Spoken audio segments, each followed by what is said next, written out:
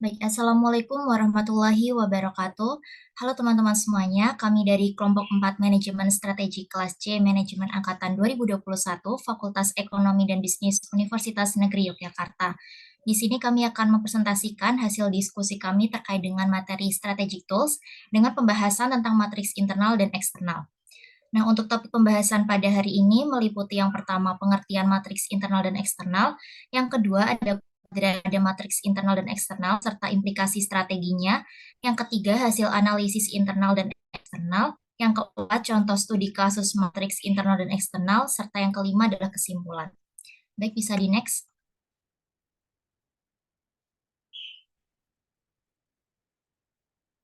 Nah, berikut anggota dari kelompok 4, yaitu yang pertama Vita Setiawati dengan NIM akhir 084, yang kedua saya sendiri Ervina Rahmaudia dengan NIM akhir 093, yang ketiga Davian Muhammad Intan Perwanta dengan NIM akhir 106, yang keempat ada Dewi Astuti dengan NIM akhir 099, dan yang terakhir Diva Asif Kusumajati dengan NIM akhir 008. Next.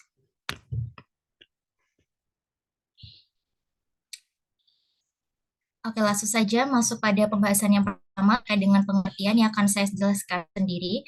Nah, pengertian dari matriks internal dan eksternal ini adalah alat yang digunakan dalam manajemen strategis untuk mengevaluasi posisi bisnis atau unit bisnis suatu perusahaan dan membantu dalam menentukan strategi yang tepat. Nah, matriks IA ini merupakan pengembangan lebih lanjut dari matriks BCG atau Boston Consulting Group, dan fokusnya adalah pada kinerja divisi atau portofolio bisnis berdasarkan dua dimensi utama, yaitu kekuatan internal dan posisi eksternal. Nah, dua dimensi kekuatan internal dan posisi eksternal ini dapat diketahui melalui analisis SWOT atau Strength, Weakness, Opportunity, and Threats. Nah, untuk kekuatan internalnya sendiri ini meliputi kekuatan dan kelemahan dari internal perusahaan, sedangkan untuk posisi eksternalnya meliputi peluang dan ancaman dari lingkungan eksternal. Mungkin itu saja. Selanjutnya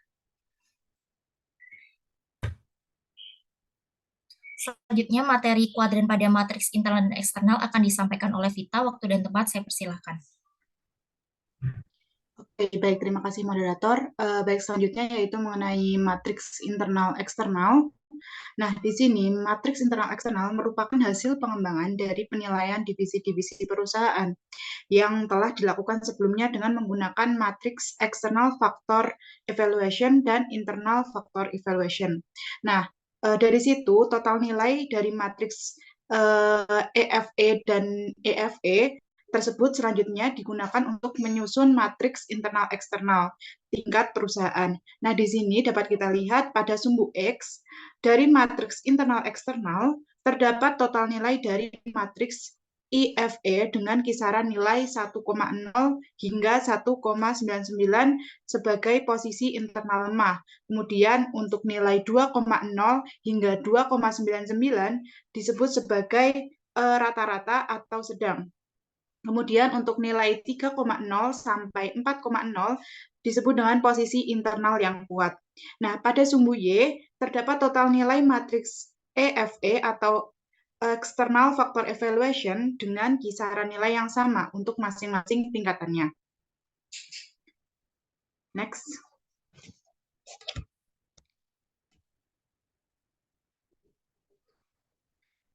Nah, dari matriks sebelumnya dapat dibagi menjadi beberapa implikasi strategi. Di sini ada 3 implikasi, yaitu dibagi menjadi wilayah 1, wilayah 2, dan wilayah 3. Untuk wilayah 1 merupakan wilayah yang meliputi kuadran 1, 2, dan 4. Divisi yang menempati wilayah ini dideskripsikan sebagai unit bisnis yang tumbuh dan berkembang. Nah, wilayah ini pada suatu organisasi dikatakan sukses bila unit bisnisnya ini dapat mencapai posisi. Strategi intensif yang dapat digunakan yaitu diantaranya menggunakan penetrasi pasar, pengembangan pasar, dan pengembangan produk. Kemudian untuk strategi integrasi yang dapat dilakukan yaitu menggunakan forward integration, backward integration, dan horizontal integration yang merupakan strategi terbaik untuk divisi yang berada pada posisi wilayah 1. Kemudian selanjutnya yaitu wilayah 2. Wilayah 2 merupakan wilayah yang meliputi kuadran 3, 5, dan 7. Divisi yang menempati wilayah ini dideskripsikan sebagai unit bisnis yang sedang bertahan. Nah, dan juga memelihara bisnis yang cocok untuk divisi seperti ini adalah penetrasi pasar dan pengembangan produk. Kemudian untuk wilayah 3 merupakan wilayah yang meliputi kuadran 6, 8, dan 9. Divisi tempat di wilayah ini dideskripsikan sebagai bisnis yang sedang berusaha memanen seluruh keuntungan yang dimiliki dan hendak melepaskan bisnisnya. Mungkin itu saja yang dapat saya sampaikan. Saya kembalikan ke moderator. Terima kasih. Baik, terima kasih atas paparan materinya. Selanjutnya, next. Selanjutnya, materi terkait hasil analisis internal dan eksternal akan disampaikan oleh Davian. Waktu dan tempat saya persilakan. Baik, terima kasih atas waktunya. Sebelumnya telah kita pelajari tentang penilaian IV dan EV. Nah, di sini saya akan menjelaskan mengenai apa saja yang dianalisis di internal maupun eksternal. Yang pertama, analisis internal. Analisis internal bertujuan untuk mengidentifikasi kekuatan dan kelemahan perusahaan. Ini mencakup evaluasi sumber daya, kapabilitas, dan kinerja internal perusahaan. Faktor-faktor yang perlu dianalisis adalah yang pertama, kekuatan atau strength. Ini mencakup sumber daya keuangan yang meliputi stabilitas dan kesehatan keuangan perusahaan, akses ke pendanaan, arus kas positif, dan profitabilitas. Yang kedua, mencakup tentang sumber daya manusia, kualitas dan keterampilan tenaga kerja perlu diperhatikan, budaya perusahaan, kepemimpinan yang efektif, dan manajemen yang kompeten. Terus ada sumber daya fisik, seperti kepemilikan aset fisik, pabrik, peralatan teknologi, dan fasilitas produksi. Selanjutnya ada sumber daya intelektual, seperti kepemilikan hak paten, merek dagang, dan pengetahuan yang unik. Ada reputasi dan citra merek, meliputi nama baik di mata konsumen dan stakeholder, serta loyalitas pelanggan. Dan yang terakhir ada kemampuan operasional, berisi efisiensi operasional, kemampuan inovasi, kualitas produk atau jasa, dan proses bisnis yang unggul. Terus yang kedua ada kelemahan atau weakness. Contohnya adalah keterbatasan keuangan seperti masalah likuiditas, utang yang tinggi, atau profitabilitas yang rendah. Terus contoh lainnya sumber daya manusia yang rendah, seperti kekurangan tenaga ahli, rendahnya motivasi karyawan, atau tingginya tingkat turnover. Selanjutnya, contoh lainnya ada keterbatasan teknologi dan fasilitas, seperti kurangnya teknologi mutakhir, peralatan yang usang, atau fasilitas yang tidak memadai. Ada juga reputasi negatif, seperti masalah citra atau reputasi yang buruk di pasar, kurangnya kepercayaan dari konsumen. Ada inefisiensi operasional, contohnya proses yang tidak efisien, tingginya biaya produksi, atau masalah kualitas produk. Dan yang terakhir, kurangnya inovasi, seperti ketidakmampuan dalam berinovasi atau menghasilkan produk yang kompetitif. Selanjutnya ada analisis eksternal. Analisis eksternal bertujuan untuk mengidentifikasi peluang dan ancaman yang berasal dari lingkungan luar perusahaan. Faktor-faktor eksternal ini mencakup aspek-aspek yang berada di luar kendali langsung perusahaan, namun memiliki dampak signifikan terhadap kinerja dan strategi perusahaan. Contohnya adalah yang pertama, peluang atau opportunity. Peluang adalah kondisi eksternal yang jika dimanfaatkan dengan baik, dapat membantu perusahaan dalam mencapai tujuannya. Next.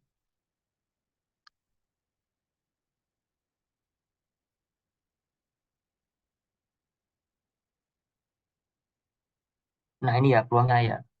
Nah, faktor-faktor yang meliputi peluang antara lain, satu, perkembangan pasar. Nah, di dalam perkembangan pasar ini terdapat ekspansi pasar, terus pembahasan mengenai pertumbuhan segmen pelanggan baru, dan peningkatan permintaan produk. Terus ada lagi kemajuan teknologi, seperti inovasi teknologi terbaru, digitalisasi dan otomatisasi. Satunya ada kebijakan dan regulasi. Ini mencakup tentang insentif pemerintahan, terus ada deregulasi, yaitu perubahan regulasi yang membuka peluang bisnis baru. Terus ada juga tren sosial dan demografi, seperti perubahan preferensi konsumen dan pertumbuhan populasi. Ada juga kondisi ekonomi, seperti pertumbuhan ekonomi, tingkat suku bunga yang rendah, dan stabilitas ekonomi. Yang terakhir ada globalisasi, seperti ekspansi internasional, yaitu peluang untuk memperluas operasi bisnis ke luar ke pasar internasional yang mungkin memiliki permintaan tinggi untuk produk atau jasa tertentu. Dan contoh lainnya ada kemitraan global. Adalah kolaborasi dengan perusahaan internasional untuk mengakses teknologi, pasar, dan sumber daya baru. Terus yang kedua ada ancaman atau threat. Ancaman adalah kondisi eksternal yang dapat menghambat pencapaian tujuan perusahaan atau menurunnya kinerja. Faktor-faktor yang perlu dipertimbangkan meliputi yang pertama ada persaingan. Persaingan ini seperti persaingan baru dan kekuatan pesaing existing atau strategi agresif dari pesaing yang sudah ada, termasuk inovasi produk, perang harga, atau kampanye pemasaran yang kuat. Selanjutnya ada perubahan teknologi, seperti teknologi disruptif. Munculnya teknologi baru yang dapat menggantikan produk atau jasa perusahaan, mengakibatkan penurunan permintaan terhadap produk yang ada. Terus ada juga kebutuhan investasi teknologi. Selanjutnya ada perubahan regulasi, seperti peraturan baru atau kebijakan yang dapat meningkatkan biaya operasional, membatasi operasional, atau membutuhkan penyesuaian signifikan. Selanjutnya ada regulasi lingkungan, seperti aturan ketat tentang perlindungan lingkungan yang dapat meningkatkan biaya kepatuhan atau membatasi operasi. Terus ada juga kondisi ekonomi, seperti resesi, inflasi, dan fluktuasi nilai tukar. Ada juga perubahan sosial dan demografi, seperti penurunan populasi. Nah, jika populasi menurun, maka jumlah tentunya akan ikut turun juga dan akan berpengaruh ke segmen pasar. Terus contoh lainnya perubahan preferensi konsumen. Isu lingkungan juga termasuk penting karena perubahan iklim seperti bencana alam dapat mengganggu operasional dan rantai pasokan perusahaan. Terus ada juga tekanan dari aktivis lingkungan, tekanan dari kelompok lingkungan yang praktik bisnis yang lebih ramah lingkungan atau boikot produk. Jadi, analisis eksternal yang komprehensif membantu perusahaan memahami dinamika lingkungan luar yang dapat mempengaruhi kinerja dan strategi mereka. Dengan mengidentifikasi peluang dan ancaman, perusahaan dapat merumuskan strategi yang lebih responsif dan adaptif terhadap perubahan lingkungan. Sekian dari saya kembalikan ke moderator. Baik, terima kasih atas pemaparan materinya. Materi selanjutnya terkait dengan contoh studi kasus dari matriks internal dan eksternal akan disampaikan oleh Diva. Waktu dan tempat saya persilahkan. Baik, terima kasih atas waktunya. Contoh studi kasus matrik IE pada CV Sukses Bersama Sejahtera. Jadi berdasarkan penelitian yang dilakukan Hernando Hermawanto yang berjudul Analisis Strategi Bisnis pada CV Sukses Bersama Sejahtera, dari hasil analisis EVE dan analisis AVE, matrik EVE CV Sukses Bersama Sejahtera memiliki skor total 3019, sementara matrik AVE CV Sukses Bersama Sejahtera memiliki skor total 2,676. Berdasarkan pada matriks IE, posisi CV Sukses Bersama saat ini berada di kuadran 2 atau juga berada di wilayah 1 yang berarti perusahaan dalam posisi tumbuh dan membangun atau grow and build jika didasarkan pada pemaparan matriks pada pemaparan materi sebelumnya.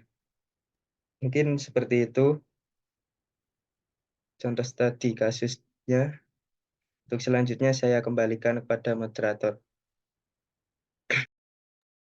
Baik, terima kasih atas paparan materinya. Selanjutnya, yang terakhir yaitu kesimpulan dari materi akan disampaikan oleh Dewi. Waktu dan tempat saya persilahkan.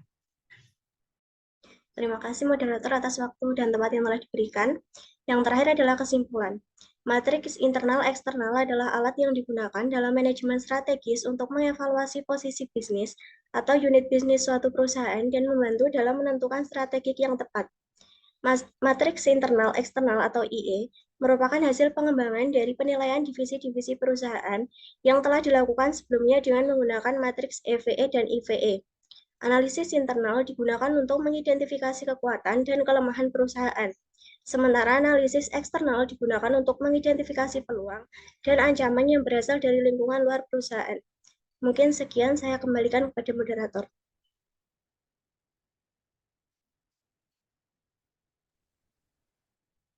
Baik, terima kasih atas paparan materinya. Baiklah teman-teman, mungkin itu saja yang dapat kami sampaikan terkait materi dari matriks internal dan juga eksternal. Semoga dapat bermanfaat dan juga menambah wawasan dari teman-teman semuanya. Sekian dari kami, kurang lebihnya kami mohon maaf. Saya akhiri. Wassalamualaikum warahmatullahi wabarakatuh.